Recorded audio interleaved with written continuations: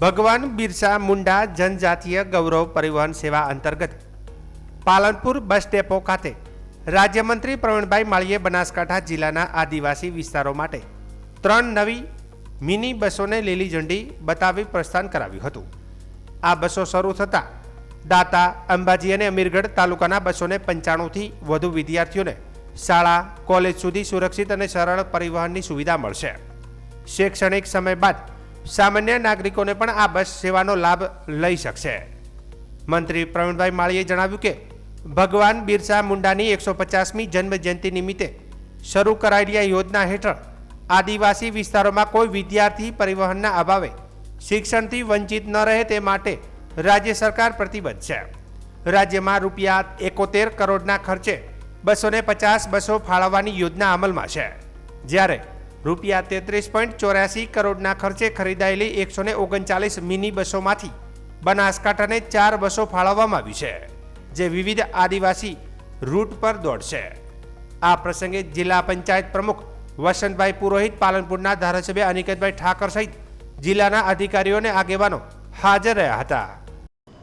બિરસા મુંડાજીની 125મી જન્મ જયંતિ નિમિત્તે દેશના યશસ્વી વડાપ્રધાન સાહેબે, મોદી સાહેબે આખા ગુજરાતની અંદર એક પણ આદિવાસી બાળક શિક્ષણથી વંચિત ના રહી જાય, એને શિક્ષણ લેવા માટે ટ્રાન્સપોર્ટની અંદર વ્યવસ્થાઓ સુવ્યવસ્થિત થાય તેના માટે તબક્કાવાર અલગ અલગ બસોનું લોકાર્પણ કરેલું છે।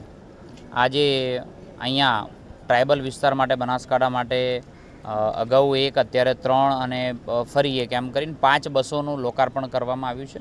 આજે એ નિમિત્તે 3 બસોનું લોકાર્પણ કર્યું છે।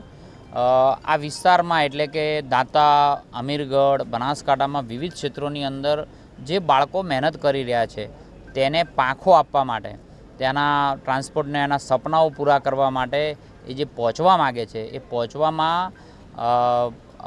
પહોંચવાની અંદર જ્યારે એને જે તકલીફ પડતી હોય ટ્રાન્સપોર્ટમાં, એ તકલીફ ન પડે એના માટે GSRTC અને ટ્રાઇબલ વિભાગે બંને સાથે મળીને જે સ્ટુડન્ટ ભણવા માગે છે અને જેને પોતાના પાસ ઇસ્યુ થયા છે એવા જ લોકો માટે મિની બસનું આજે લોકાર્પણ કરવામાં આવ્યું છે।